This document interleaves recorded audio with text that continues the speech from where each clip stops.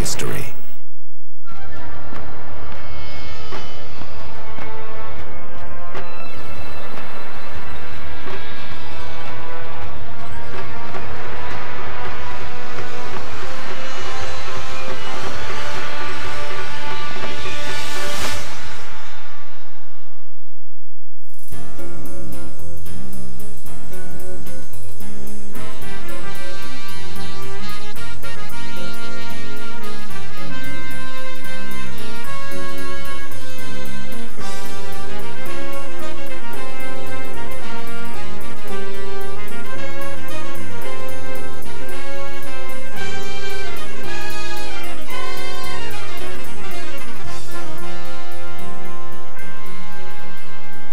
By the expensive and very fashionable quayside in Barcelona, rich and very fashionable citizens pay homage to the city's eccentric genius, who was born 150 years ago.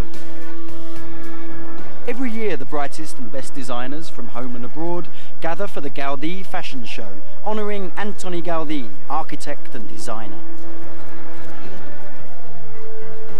Gaudí gave Barcelona a fairy tale park,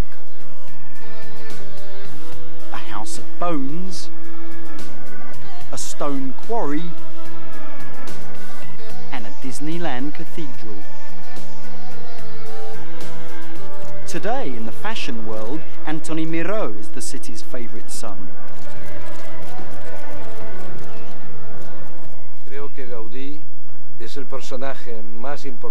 I think Gaudí is the most important personality we have had in Barcelona. Barcelona has always had a tradition in architecture, and I think he was the most sublime. It's a different world. I think what's special about Gaudí is the fantasy that makes you dream.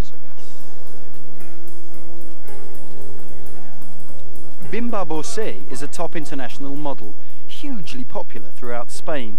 She recognises the part Gaudí plays in her heritage. It's like an explosion, no, of color, and he's very unique. There's nothing in Spain like that, you know. Spain has been very, with Franco and everything, you know, it's been very harsh and very strong and very, you know, lines and everything like Madrid, and he's like a complete contrast with all of that. All this for a shabby little man whose sharp dressing gave way to dirt and carelessness. A near recluse who fiercely guarded his privacy. We know little about the man, far more about his work.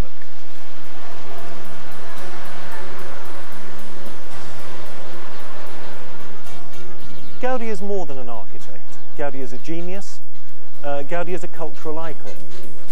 Gaudí's works have stretched architecture to the edge of fairy tale. For some, he was the greatest innovator of all, in colour, shape and material. To others, he was a religious maniac at the pinnacle of bad taste. His unfinished triumph, the Sagrada Familia, wouldn't look out of place in a theme park. Picasso mocked it. George Orwell called it one of the most hideous buildings in the world.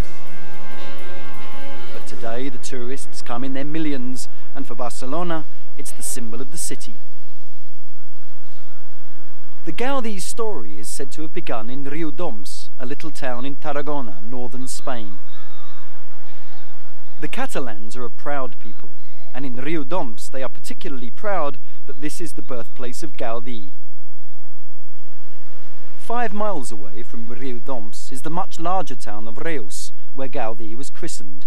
There, they also stridently claim Gaudí's birth. Reus and Riudoms, they're the ones that argue about Gaudí, because they both have evidence to support Gaudí being born there. There's a real row going on here. But for one Riudoms resident, there is no argument. This was the house where Antoniu Гаудију was born 150 years ago, in Riudoms.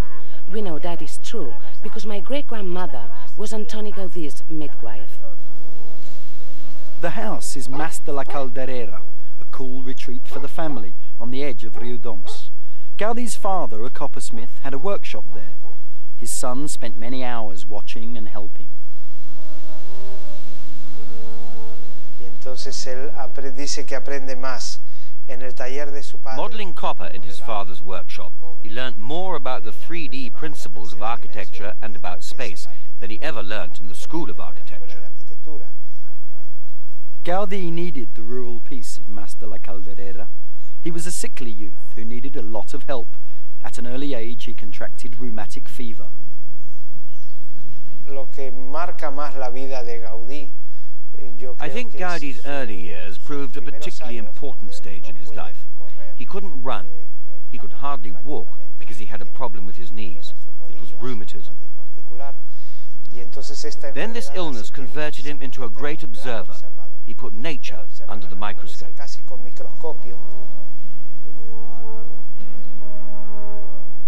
The fruits of this observation were shown in his early drawings, which were all taken from his natural surroundings.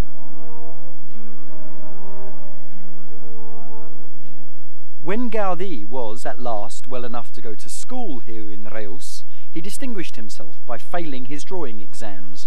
His education was a heady mix of religious faith and mathematics. When his health allowed, he journeyed 20 kilometers with 2 companions to the ruined Cistercian monastery at Poblet. Together, the 3 boys made a romantic pledge.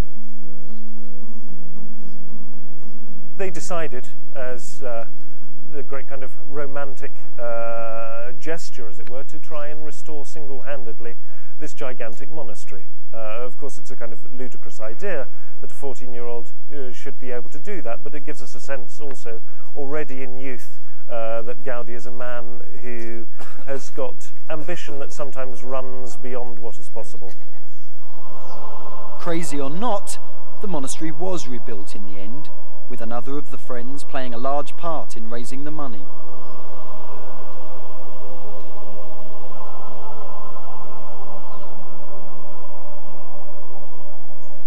At school, Gaudí may have been odd and seemed older than his years, but by the time he arrived here at the university in Barcelona, the course of his life was set. Gaudí had firmly fixed on a career in architecture. He was quite choosy about what he would study. He came to Barcelona and studied in the architecture school, but you know, then many times he don't assist in the classes because he considered not interesting the speech of the professors, and he went to the library and consulted all the books.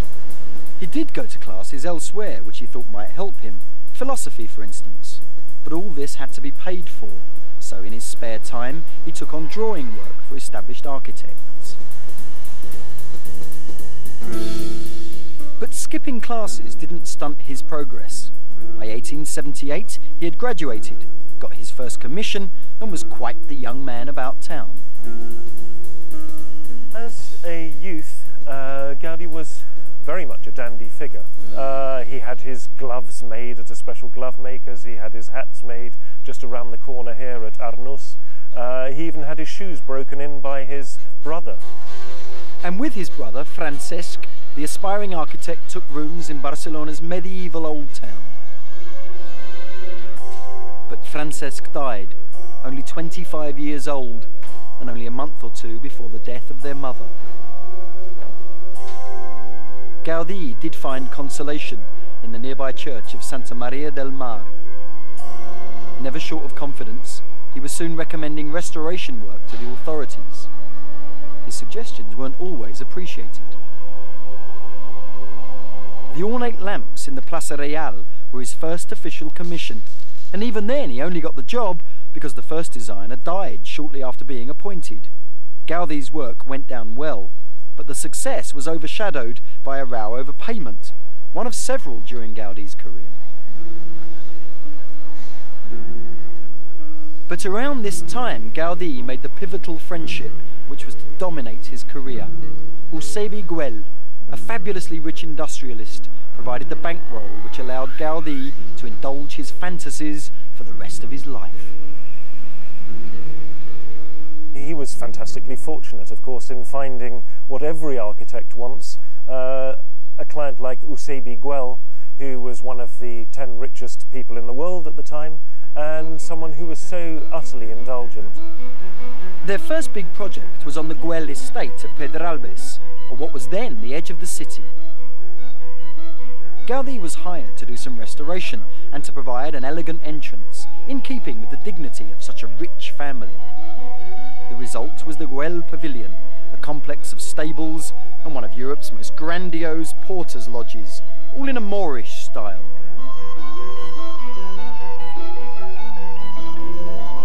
It was the start of a great collaboration. This relationship is very interesting because it's not a relationship between client and architect, by the friendship. It's an intimacy relationship with identity of thinking in Gaudí and in Güell. And guarding the pavilion, a figure straight out of ancient mythology. The dragon, Laden, protected the garden of Hesperides, with the inevitable virgins and golden apples. The dragon was eventually killed by Hercules. But all this was just a taster for the first of Gaudí's spectacular projects. Amid the drab slabs of the city centre, an unexpected leap of laughter and lunacy. It was a typical Gaudí challenge, a rich man's palace in a tight space in a slightly dodgy district. Work started in 1885, and once again the paymaster was Eusebi Güell, who wanted a family home to be proud of. No expense was spared, a motto which Gaudí was well able to live up to over the rest of his working life. Güell's secretary, Pico y Campamer, came home and showed Güell everything that Gaudí had spent on the Palau Güell. Güell turned round and dismissed him and said, "Oh, is that all that Gaudí has spent?" Güell got everything he paid for. A fantasy palace, bang opposite what was to become for a while a brothel. An eccentric extravagance which became a torturer's headquarters in the bloody civil war. Gaudí designed everything, down to the smallest detail. Even Güell's desk was a Gaudí speciality. The central hall is a microcosm of Gaudí's skill, almost a house within the house. A box-like square extending up and up, creating an illusion of space in a cramped area. But nowhere did fantasy become reality more than on the palace roof. In the middle of tenement blocks and washing lines, 14 weird and wonderful chimneys provide colourful and crazy monuments to the world of Antoni Gaudí.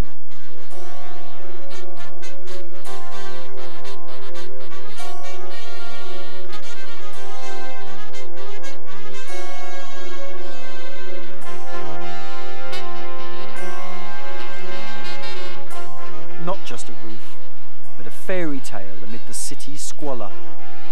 It's the sort of paradox that tourists love. He was a genius, he was a madman, I don't know. Well, Gaudí was a very religious person, and he designed this building like a staircase from the hell, the stables with the reddish color, to the heaven. We are now in the heaven. You can see there the sun, and over the sun, heaven. Okay? By now, Gaudí was in his 30s. The dandy was giving way to the tetchy recluse. His detachment from normal life was reinforced by his one and only attempt at a love life. Josefa Moreu was red-haired, elegant, and a touch racy by Gaudí's standard. She might even have been divorced. But the repressed, nervous Gaudí plucked up courage to propose. Gaudí, that's sure, was very shy. And when he decided to speak with that girl, the girl shows the ring that I am for another. Gaudí's religiosity gave him comfort. His interest in women faded. His relationship was with God. His interior life was rich enough not to need companionship in the way that other people need companionship. The relationship with an architect and women can be love or sex, normally. Sex, in the case of Gaudí, I suppose, is converted in a sublimation of the things. He considered the stones, the architecture, as a kind of sublimation of sex. This force, this sense of violence that in sex, he transferred to the architecture. Gaudí was on much safer ground with religion. His next project was for the order of Santa Teresa. Santa Teresa was austere and ascetic, much taken with medieval philosophy. Gaudí's building, offset only by a few Gaudí trademarks, like the zigzag patterns, followed the austerity. It had to, as the money was scarce, and anyway, Gaudí was again picking up on work half done by someone else. His employers interfered rather too much for Gaudí's liking. He told one priest, "You stick to the sermons, I'll do the building."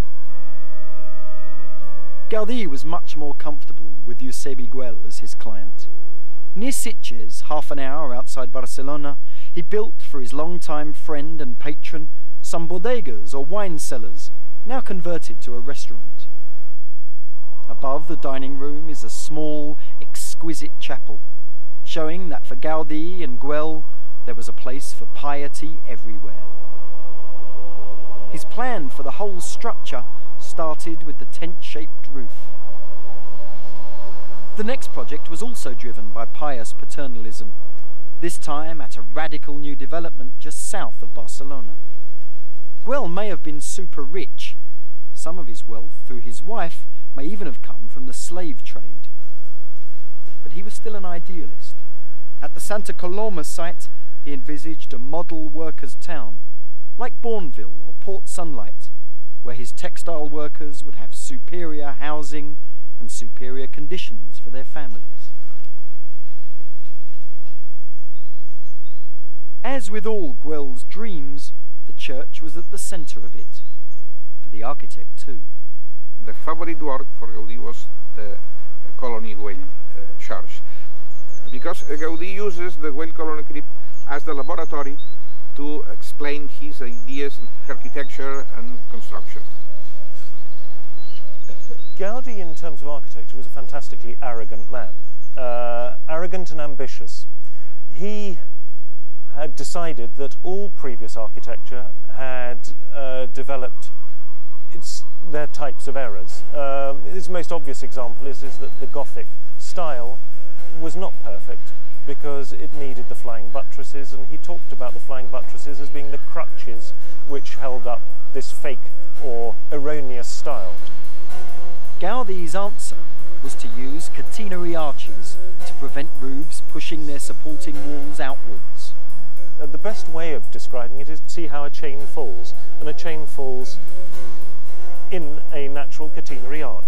If you then invert that, you get a form which is fantastically powerful.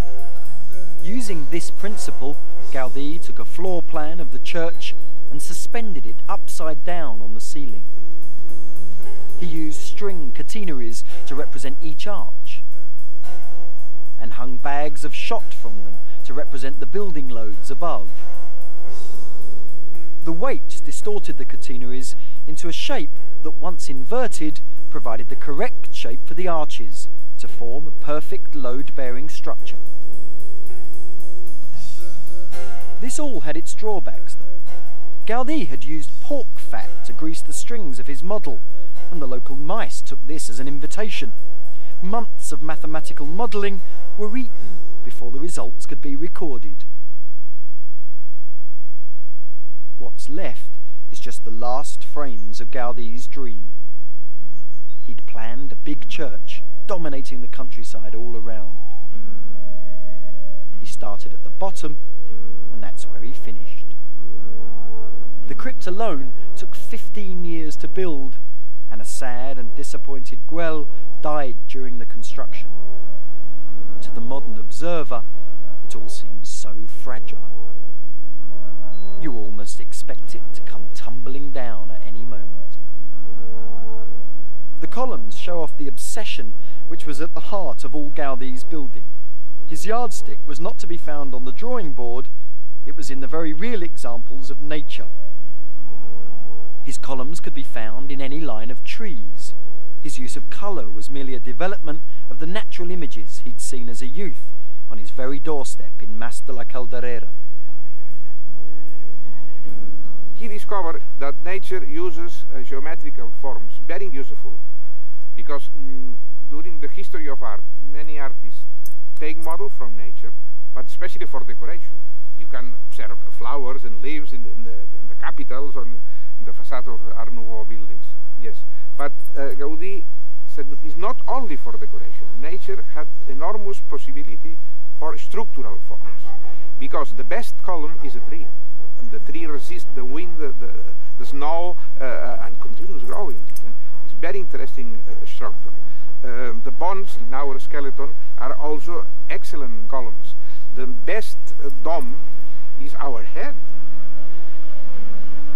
Gaudí's affinity to his natural surroundings probably explains one of the odder aspects of the Gaudí phenomenon. His work draws Catholic pilgrims in millions, not to mention the tourist hordes of Europe and America. But his most devoted followers are the Japanese. Far Eastern visitors are enchanted by the fantastical shapes and colours so far from the Gothic norm. The main explanation is that such naturalism would ring chords with people brought up with a Taoist philosophic heritage. He is more concerned about nature, and actually we Japanese are more living with nature, I guess, but... A more prosaic suggestion ties the Japanese interest to a 1970s advert for Suntory, a Japanese whiskey. The producers needed a European image to sell the whiskey in Japan. The image was supposed to represent the place of origin. But where was that? It didn't matter. Scotland, Barcelona, it didn't matter. Just had to be Europe. And what image of Europe would have the most impact? They went for Park Güell. It could have been the Colosseum in Rome, it could have been the Hermitage, whatever. But it had to be an impressive image of Europe. Japanese travel agents became well used to clients telling them, I want to go to that place in the whiskey ad. I don't know where it is, but I want to go there. The place in the ad was in fact Park Güell, one of the key achievements of Gaudí's later years. By then, the mildly eccentric was turning into a rather irascible religious obsessive. But the obsession was to bear a strange and wonderful fruit. Sagrada Familia. Gaudí is not a normal man. He's an extraordinary man. He really is a genius, but not in the topical sense of the word. No, his passion for the life, his passion for the art, his passion for the buildings, the color, the volumes, the mythology, all these elements are concrete in Gaudí. Finally, Gaudí is one explosive cocktail. Gaudí's imprint on Barcelona is seen everywhere, from street lamps and benches to the chapels and palaces of the rich merchants of the late 19th century. Gaudí was devout. Gaudí was driven. Gaudí was difficult. Gaudí was determined, but his achievements overshadowed his personality. Gaudí was a very, very eccentric man. But like all geniuses, it's from that eccentricity that we get this wonderful gift of Gaudí's architecture. Luckily for Gaudí, this eccentricity was not just tolerated, but positively encouraged by his patron, Eusebe Güell, the paymaster behind most of Gaudí's great works. Perhaps their finest collaboration was the Park Güell, a large-scale madcap project which got its inspiration from the idealistic garden suburbs planned in England. Güell wanted a development of 60 houses round a park on a hillside estate. Started in 1900, like many of their projects, it was never completed. Most plots weren't sold, most houses weren't built. What was built, though, has won the affection of generations of visitors for over a century. It inspires wonder and laughter. The children understand better Gaudí than architects or other professionals, because children conserve the innocence, the ingenuity. And Gaudí was absolutely ingenuous all his life. He never lost his condition of a child. Gaudí and Güell had a flight of fantasy in their dreams, creating a Greek marketplace which they fondly imagined would be used by traders and hawkers serving the estate. This was one of Gaudí's very few nods to classical civilization, although it got severely criticised as being quite unoriginal. Forming the parapet above the marketplace, the serpentine bench overlooks a panorama of the city. The tiles which form the mosaic surface of the bench were carefully broken up with a mallet and reassembled by Gaudí and his close colleague Jujol. Among other things, they used the Jujol family dinner service and china donated by another prominent citizen. The mosaic is done by Joseph Maria Jujol, not by Gaudí. Gaudí was very confident in questions of colour. Jujol, he had a kind of Picasso and mirror all put together. In 1905, Gaudí decided to live on site, and with his invalid father and a niece, moved into a predictably distinctive creation. The little house is now a museum, with Gaudí's bedroom faithfully preserved. There are claims that Gaudí's mosaics contained secret Masonic messages, but the weird shapes in Gaudí's work led to suggestions that he used hallucinatory drugs. However, apart from the mushrooms on the fairy tale houses, there's little evidence. Gaudí's work is like it is, not because he was high or because he was on drugs, but because he tried to recreate nature, and in nature there are no straight lines. Gaudí's affinity with nature extended to his diet. He was a strict vegetarian. Gaudí was very unusual for his time, someone who even saw his food in terms of architecture. He loved dipping salad leaves into the milk because he claimed that the curved surface of salad managed to carry the milk in a better way than any other type of vegetable.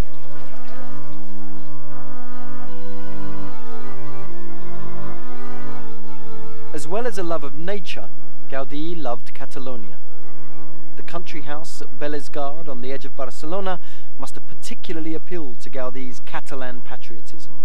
For a start, it was built on the site of another country residence, the 15th century castle that was the home of the last king of Catalonia.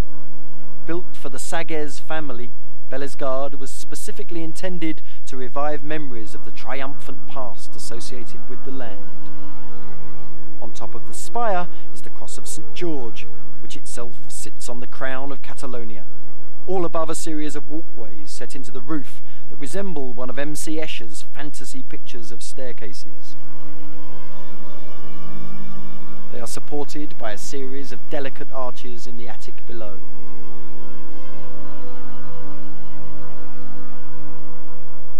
Bellesgard means beautiful view. These views confirmed Gaudí's obsessive prejudices, which linked everything Catalan with excellence. Gaudí came up with some very lunatic ideas that only great art could be produced in Catalonia, that it was because the sun falls on Catalonia at exactly 45 degrees at a particular time of year, and which is perfect for a sculptor or an architect to understand volume, and that therefore it's only here that of course great art can be produced. And great art was produced. The quintessential Gaudí appeared on the elegant Passeig de Gràcia in the form of what's been variously called a gingerbread house, a magician's home, or the local favourite, the House of Bones.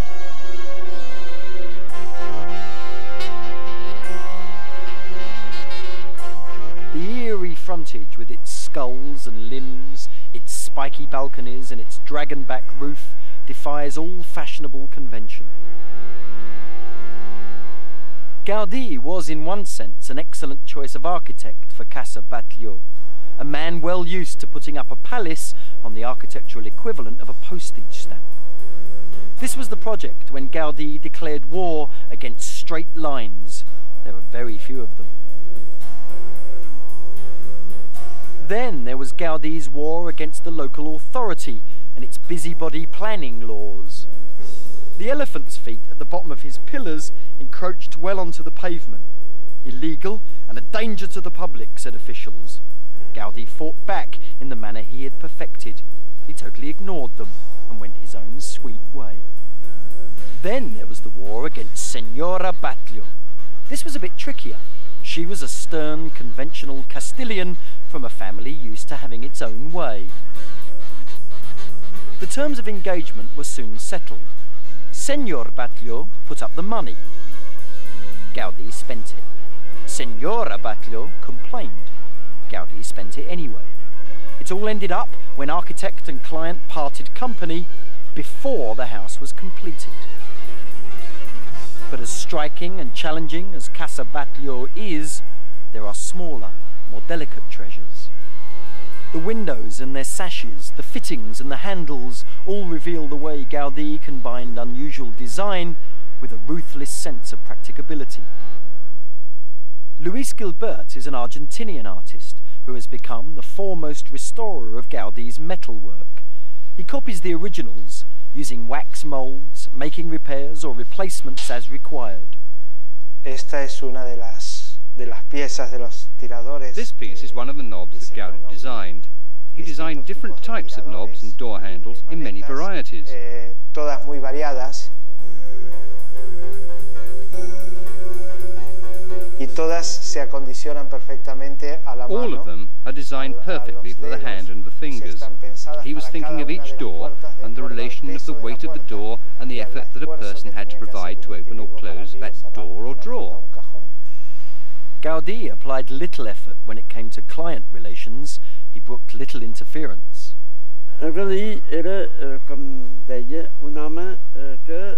Gaudí was a man who always had the tendency to overreact. He used to say, I could overcome everything in my life, except my bad character. Gaudí was scathing about fellow architects, in fact about anybody who disagreed with him. Gaudí is a very simple man with a strong character, and he is difficult. Gaudí, Güell permitted all the things to Gaudí, but not the others. He has fights with the other clients. This was the case with the Milà family, who commissioned an apartment block on a corner near Barcelona city centre.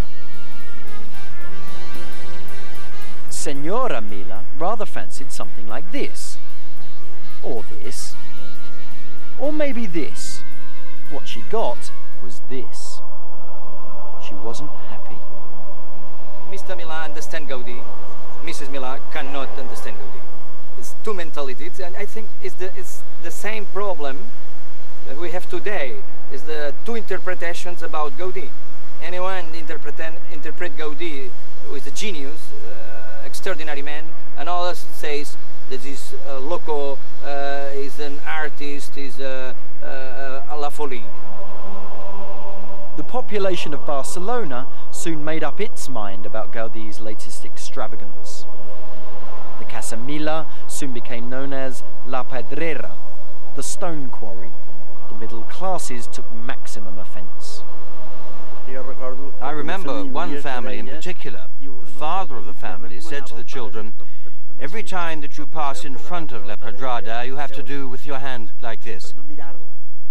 Because they found it horrible, very bad, horrible, ugly. Gaudí had his usual clashes with the local authorities. He exceeded the heights to which he was allowed to build. But as with all Gaudí's work, he had been altering it and developing it as he went along. Any original plans were well forgotten by the time the building was advanced. Señor Milà and his wife had an apartment in La Pedrera, which is still kept as a visitor attraction. Once again, Gaudí designed all the furniture and detail, down to the coffee set and spiky architrave. Senora Milà was so disenchanted with the project that she flatly refused to go out on the balcony. Pity, as she missed enjoying some of the most imaginative ironwork by Gaudi's long-time collaborator, Jujol. The ironwork contributed to another of the fantasies surrounding the building. Even today, it seems like a barnacle-encrusted hulk, with the ironwork on the balconies representing the seaweed that was gradually smothering it. Gaudí characteristically paid special attention to the entrance, where the fashionable tenants would have arrived in their carriages. They too might have been forgiven for thinking that they had inadvertently strayed into the sea.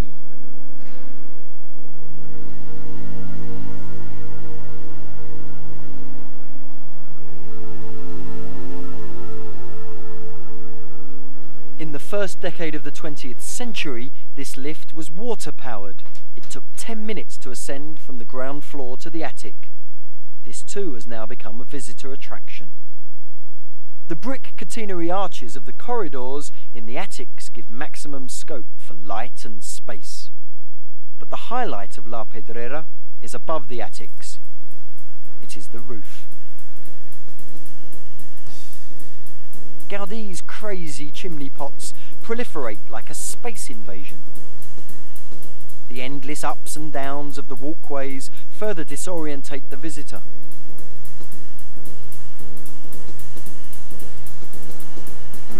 A detail on the roof of La Pedrera puts one of the Gaudí myths into some sort of perspective. The Masonic movement was vigorous in the Barcelona of that time. A number of Masonic messages are said to have been incorporated in the Parc Güell tile work. It was thought that there was a clear example on La Pedrera's roof, the mysterious word Rebled written on the tiling. The truth is less fanciful. Rebled was one of Senor Milà's employees. He was working for Mr. Milà, who was paying for it all. He was his secretary, who dealt with the heating and things like that. I suppose that one day he was looking over the building and thought he'd immortalise himself in writing. The roof proved Gaudí's undoing with the Milà family. This was a time of great political and anti-clerical unrest in Barcelona. One especially bad week in 1909 was known as La Semana Trágica. Churches were burned and the bodies of dead nuns were dug up by the mob and dragged through the streets. In this atmosphere, the devout Gaudí came up with the idea of putting a huge iron Virgin Mary on the Pedrera roof. Senor Milà understandably balked. They rowed. They parted company. Now Gaudí had had enough with rich merchants. He devoted the rest of his life to the one client who mattered to him, God. This was all very fitting. Gaudí had embraced religion early on, and his devotion had only increased in his years living in Parc Güell. Now it was overwhelming. The yet-to-be-finished Sagrada Familia, which has now become the picture postcard symbol of the city, was the brainchild of a devout bookseller. He and his fellow worshippers wanted a cathedral for the poor.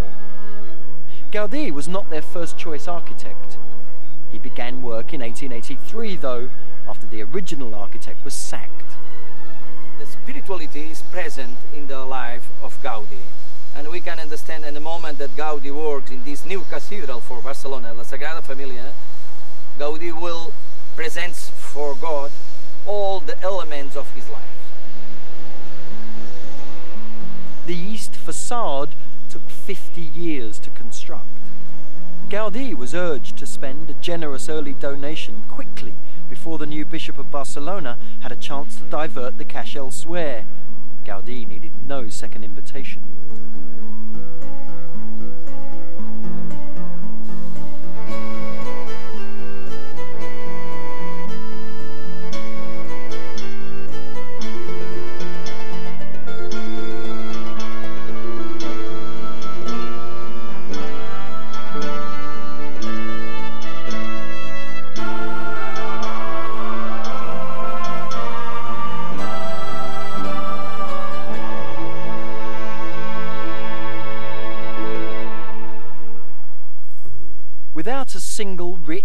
obstinate and supportive sponsor, though, Gaudí began to get more and more dragged into the interminable efforts at fundraising.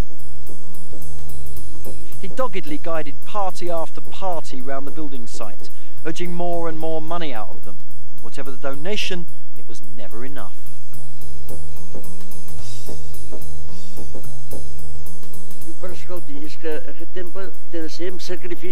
He said, but listen, this temple must be built with the sacrifice of all the faithful, everybody involved. Do you think that this amount you've given me is enough sacrifice?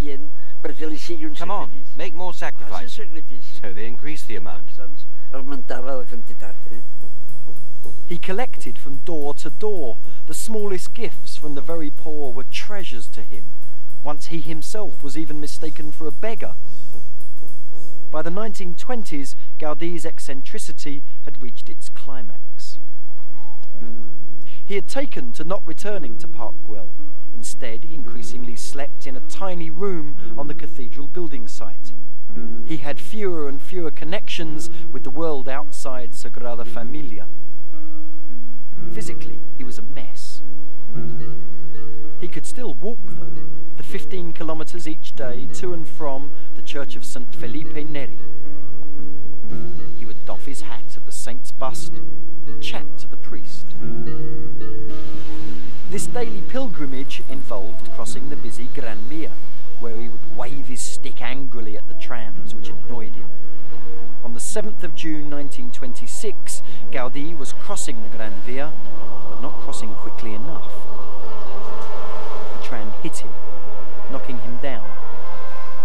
No one recognised the frail old man, and when at last an ambulance could be found to take him, they thought they were transporting a tramp, with his carpet slippers for shoes, underclothes held together with string, and pockets full of nuts.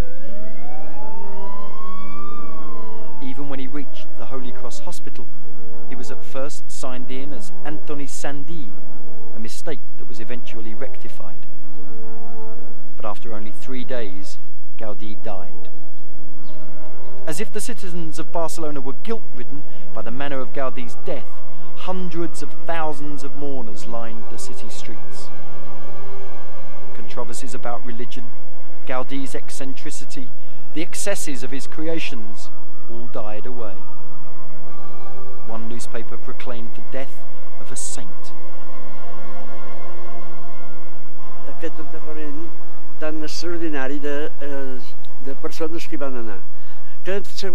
This funeral was extraordinary because of the number of people that went. Probably not everyone liked the architecture of Gaudí, but maybe lots of people, mothers, ordinary people, working class, factory workers, went because they admired the man, not because of any question of his art or of his works. Gaudí's buildings are his legacy. 3/4 of a century after his death, work on the Sagrada Familia continues, true to the plaster models Gaudí left behind. The only part of the cathedral not being built faithfully to Gaudí's plans is the west facade. It's being supervised by the veteran sculptor Josep Maria Subirachs. His own challenging Passion facade, with its green bronze doors, is widely admired, but not always loved. According to Subirachs, Gaudí's work was visionary.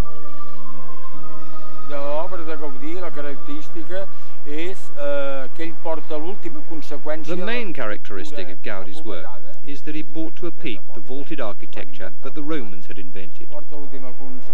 He brought it to its ultimate conclusion. And he was a man who, for the first time, used the collage that has been very popular in the 20th century. His esoteric shapes foretold abstract sculpture and the sculpture of the 20th century, like the figures of Henry Moore. But the faithful still pine for the work of the master. We can construct Sagrada Familia with Gaudí or without Gaudí. But the genius of Gaudí and the spirit of Gaudí is not here. That is the difference.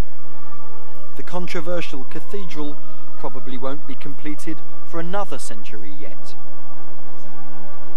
But as the building rises, so does respect for its pious creator. His relationship was with God, and I see him very much as a lay preacher figure, as the saint of architecture. Saint or no, Gaudí has left an unmistakable imprint on a city and its citizens. Today, millions come to Barcelona to pay homage.